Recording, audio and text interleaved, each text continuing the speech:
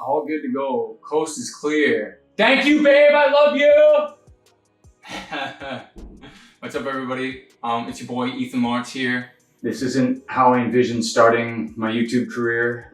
This is an entertainment channel for entertainment purposes, but given the current social climate, I feel obligated to use my privilege to speak on various matters that have been going on around the world. Having that said, this is Change My Mind, Episode 1, Sign 'Em.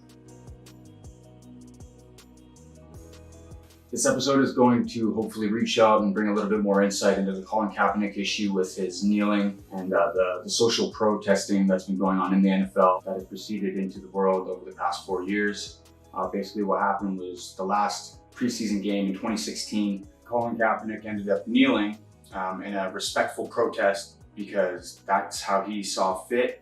And Colin Kaepernick sitting didn't sit right with a lot of people, and I understand that. But at the same time, there were conversations to be had, and there were conversations that needed to be had. What I would like to do right now is to look back a little bit further and to really find out why Colin Kaepernick kneeled, how he ended up deciding to kneel as opposed to standing or sitting or being in the locker room and whatnot, in attempts to not disrespect the American flag as best possible. With that in mind, I'd like to introduce you to a man named Nate Boyer, who was a former Green Beret who saw the Colin Kaepernick protest during that preseason game in 2016, who actually reached out and voiced his opinion on how he didn't agree with Colin Kaepernick sitting. And then in retrospect, how Colin Kaepernick reached out to Nate Boyer. They met, probably had an uncomfortable conversation, but ended up resolving that in a peaceful manner.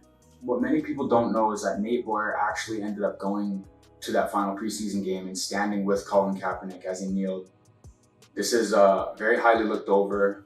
Again, I can't stress this enough. This was a white Green Beret who offered the inspiration to Colin Kaepernick in a peaceful and respectful way. This man stood by Colin Kaepernick while he kneeled in solidarity. This gesture was seen as mutually respectful and unifying.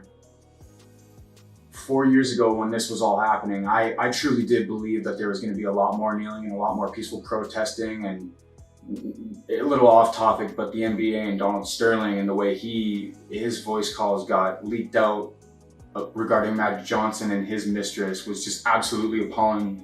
It was disgusting beyond words, and it just sickened me, to be honest.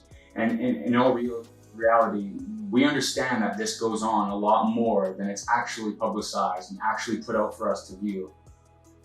Because of this peaceful protest stance in 2016, Colin Kaepernick was blackballed.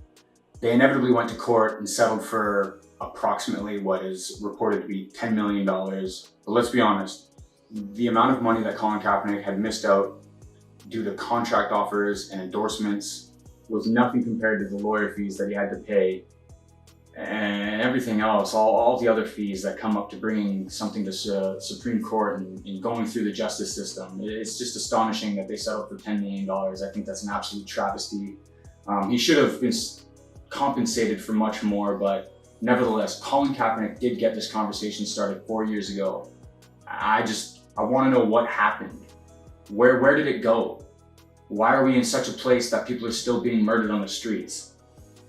I'd like to also look into a couple quarterbacks that did get signed and did get offered contracts after the 2016 season. Let's take a look at Mike Glennon. In 2013, I know it's not 2016, but 2013 is realistically his only relevant year in the NFL, because if I were to pull up his 2016 stats, we'd all think it's a little bit, we'd all kind of,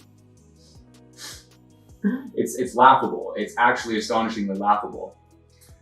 Nevertheless, in 2013, Mike Glennon started the most games. That's why I'm referring to this year, because again, 2016 is uncomparable. There's just no stats to even hold on to in any way, shape, or form. Nevertheless, Mike Glennon in 2013, his best year in the NFL, he had a 59.4 completion percentage, not bad. A 4-9 record, he averaged 200 yards per game and had a 53.1 QBR. It's not good. And like I said, the years after this, they get worse. Let's look at our favorite butt fumbler, Mark Sanchez. In 2016, he had a 55.6 completion percentage. Didn't start a single game. had a 3.2 QBR, and then inevitably signed in 2018, got a job, no offense to Mark Sanchez, don't know how, but he had a lower completion percentage and QBR, which is, again, mind-boggling. Let's look at our favorite journeyman of the decade, Josh McCown. In 2016, he had a 54.5 completion percentage, an 0-3 record, averaged 220 yards a game, and had a 31.5 QBR. And then, finally, last but not least, our boy, EJ Manuel. In 2016, had a 42.3% completion ratio, was 0-1 as a starter, threw for 131 yards, and had a 23.6 QBR. Hello? Hello? How did any of these men get signed, but Colin Kaepernick did not? Did we just forget that Colin Kaepernick went to a Super Bowl? Did we just forget that Colin Kaepernick has ran for 181 yards and broke the NFL record in a playoff game as a quarterback? I hate to be that guy, but Lamar Jackson would have killed to be Colin Kaepernick in his situation back when he did go to the Super Bowl.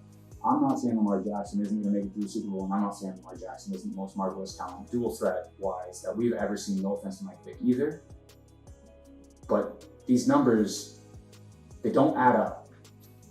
In 2016, Colin Kaepernick's numbers were comparable to the bottom feeders, I guess, if you'd say. But let's not forget that that San Francisco 49ers team wasn't that good.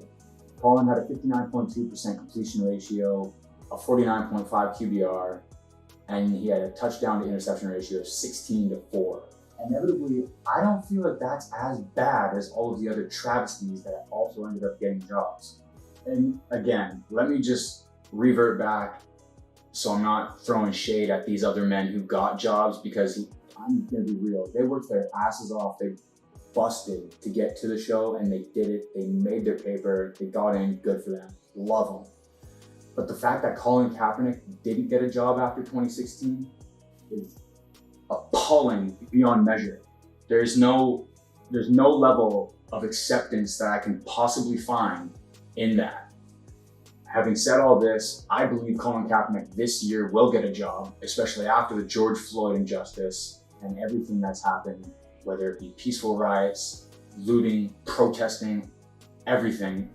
This climate is just so burning hot, given the pandemic and all of the stress of everyday life and trying to pay the bills when there's not much money going around. I really do think Cap's gonna get a job.